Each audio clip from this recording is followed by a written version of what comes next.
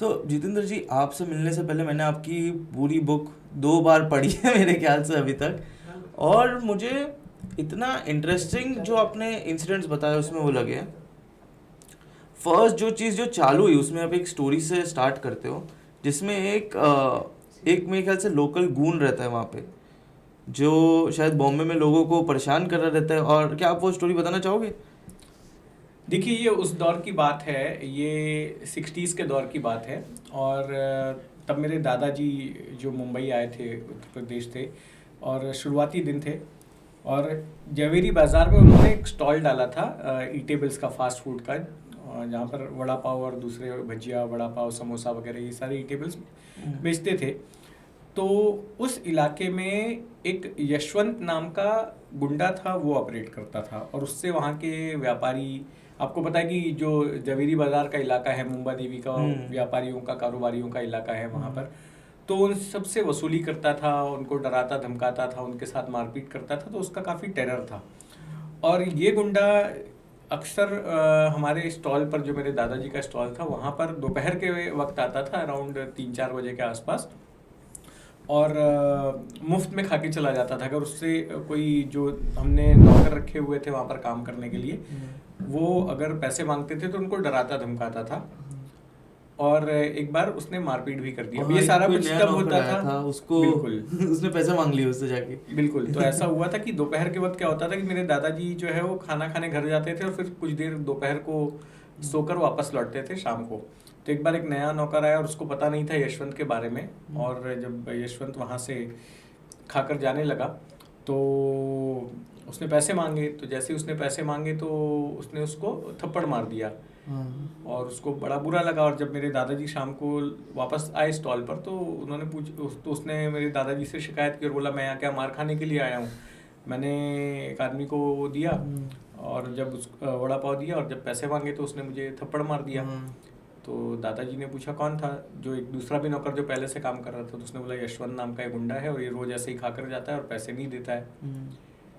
तो दादाजी ने कहा ठीक है, अभी अगले 2-3 दिन जो है मैं दोपहर को घर नहीं जाऊंगा, मैं यहीं पे रहूँगा। तो दूसरे या तीसरे दिन ही जब दादाजी उस स्टॉल पे थे, तो ये फिर से आया, और आकर इसने एक प्लेट वड़ा और फिर कुछ भजिया वगैरह खाए, और फिर जाकर बिना पैसे दिए निकलने लग गया। तो मेरे दादाजी ने कहा, ए पैसे कौन देगा? तो वो भड़क गया और उसने कहा कि अरे क्या अपने बाप से पैसे मांगता है? तो मेरे दादाजी ने उसको पकड़ लिया और बोला कि पैसे तो देने पड़ेंगे। तो बगल में ही एक चाय का स्टॉल था, तो उसने चाय के स्टॉल से खाली जो ग्लास का कप था, ग्लास था छोटा सा, वो उठा के मेरे दादाजी को फेंक के मारा। मेरे दादाजी के माथे पर लगा और वहाँ पे खरोच आई, खून मैंने लगा। उसके बाद मेरे दादाजी बड़े भड़क गए, और छन्नी थी कढ़ाई में, गरम तेल था। उन्होंने सीधे वो गरम तेल से छन्नी उठाई और यशवंत के पिछवाड़े पे जोर से मारी। और वो एक मछली जैसे पानी से निकालने के बाद तड़पती है, वैसे वो जमीन पे पड़ के तड़पने लगा। उसके साथ 1-2 साथी भी थे उसके। उसकी हालत देखकर वो भाग गए, और उसकी हालत ऐसी हो गई वो गर्म तेल की वजह से कि जो उसने पैंट पहनी थी उसके पिछवाड़े की चमड़ी में चिपक गई। और उसके बाद फिर मेरे दादाजी ने पुलिस को बुलाया, और पुलिस को भी कुछ पैसे दिए और बोले इसकी अच्छे से खातिरदारी करना। और उस दिन के बाद से यशवंत उस इलाके में दिखना बंद हो गया, क्योंकि उसकी बड़ी, ना केवल उसको फिजिकल हार्म हुआ, अब तक किसी ने इस तरह से पलटवार किया नहीं था उसके ऊपर। तो एक तो उसको इस तरह की चोट पहुंचाई किसी ने, और फिर दूसरा कि उसकी पूरी इज्जत जो है उसकी हवा निकल गई वहाँ पर, क्योंकि वो अपने टेरर से ही जीता था। और दादाजी ने जिस तरह से उस पर पलटवार किया, उसके बाद में सबको समझ में आ गया कि ये कल के आए शख्स जो है, इन्होंने इस तरह से जवाब दिया तो कल को और भी कोई दे सकता है, और उसकी आगे पिटाई हो सकती है। तो फिर उसके बाद वो उस इलाके में दिखा नहीं।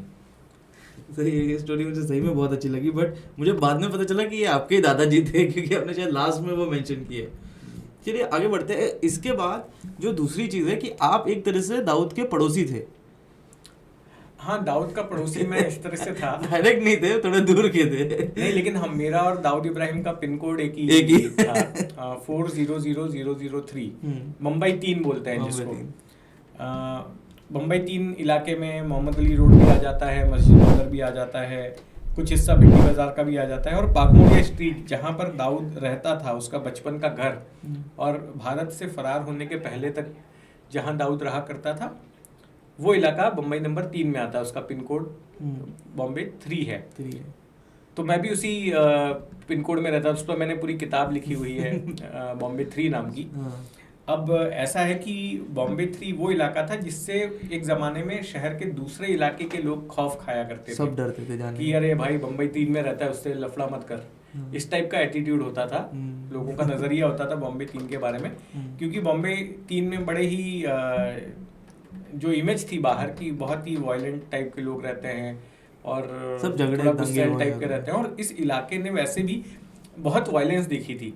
वायलेंस इन टर्म्स ऑफ कि पठान गैंग और दाऊद गैंग में जो गैंग वॉर होता था, तो उसका भी बैटलफील्ड बॉम्बे 3 बना अक्सर।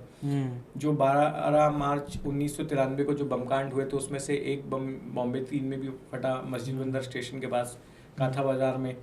फिर जो बाबरी मस्जिद गिरने के बाद 92 में और फिर 93 में जो दंगे हुए, उनके ज़्यादातर बड़े इंसिडेंट्स उन दंगों के, चाहे वो पुलिस कमिश्नर श्रीकांत बापट पर हमला हो, या फिर सुलेमान बेकरी पर फायरिंग का कांड हो, या जो 2 माथाड़ी मजदूर जिनकी हत्या के बाद से सेकेंड राउंड ऑफ राइट्स जनवरी 93 में शुरू हुए थे, ऐसे ज़्यादातर बड़े इंसिडेंट्स दंगों के इसी इलाके में हुए, बॉम्बे 3 में हुए। तो ये काफ़ी वायलेंट इलाका माना जाता था, वायलेंस इसने काफ़ी देखा। तो इसकी वजह से एक वक्त में इस इलाके ने काफ़ी नोटोरिटी हासिल कर ली थी। क्या इसी इलाके से आपने सोचा आपको क्राइम जर्नलिस्ट बनना है? हाँ, कहीं ना कहीं मैं जिस तरह से पला बढ़ा, जो मेरा परिवेश था, उसने भी कहीं ना कहीं ये भूमिका अदा की। क्योंकि बचपन में हम देखते थे हमारे घर के बड़े बुजुर्ग आपस में बात करते थे दाऊद गैंग के बारे में, पठान गैंग के बारे में, कि आज दाऊद गैंग का यहाँ पर लफड़ा हो गया, दाऊद के लोगों ने इसको मारा, आज पठान के लोगों ने इसको मारा। और ये सब सुनते सुनते मैं बड़ा हुआ। और दूसरा कि मैं जिस स्कूल में पढ़ता था, KKH हाई स्कूल, वो इसी बॉम्बे 3 में ही था, सैमुअल स्ट्रीट नाम की जगह पर। वो स्कूल जो है खोजा मुस्लिम ट्रस्ट चलाता था, और मेरी क्लास में मैं अकेला हिंदू बच्चा था। 40 बच्चों में मैं एक हिंदू था और एक चाइनीज़ लड़का था, हु शी फोंग नाम का, वो बुद्धिस्ट था। और बाकी के जो 38 बच्चे थे वो मुस्लिम्स थे। और उनमें भी कुछ बच्चे ऐसे थे जो करीम लाला के नाते रिश्तेदार थे, नाते पोते टाइप के लोग थे। वो सब मेरे क्लासमेट्स हुआ करते थे। अभी ये जो चिंकू पठान नाम का जो ड्रग माफिया जिसको समीर वानखेड़े ने पकड़ा था, वो मेरे से एक क्लास पीछे था, मेरे भाई की क्लास में था, उसी स्कूल का पढ़ा है। तो ये सारी चीज़ों ने भी अपब्रिंगिंग में अपनी भूमिका अदा की, और जिसकी वजह से मेरा झुकाव क्राइम रिपोर्टिंग की तरफ हुआ, और फिर मैं आगे चलकर क्राइम रिपोर्टर बना।